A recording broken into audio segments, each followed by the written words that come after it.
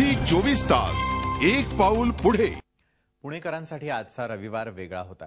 Bike वेड्या काही पुणेकरांनी हर्ले डेव्हिडसन या जगप्रसिद्ध बाईक क्लबची स्थापना केलेली आहे। त्या निमित्तानं या बाईक क्लबनं पुण्यामध्ये रॅली काढली आणि विशेष म्हणजे या क्लबनं रॅलीतून रस्ता सुरक्षेचा संदेशही दिला।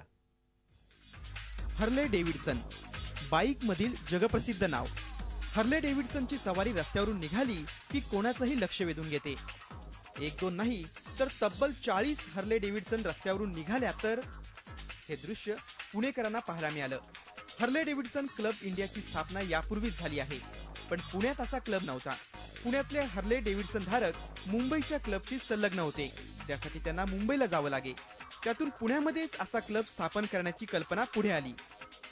मुंबईत क्लब होता, त्यानंतर पुण्यात आम्ही चॅप्टर सगळ्या विखरलेली लोक होती त्यांना एकत्र करून आज एक रायडिंग एक वेगळी फन असते। आज तुम्ही बघितलं फॉर्मेशन मध्ये एकत्र एक हार्ले रायडर्स कम्युनिटी आम्हाला खूप मजबूत स्ट्रॉंग करायची आहे, त्यासाठी ही कल्पना झालेली आहे। हर्ले डेव्हिडसन जेवढी आकर्षक आहे तेवढीच तिची किंमत देखील डोळे चक्रावणारी आहे। 8 लाखांपासून ते 40 लाखांपर्यंत या बाईकची किंमत आहे।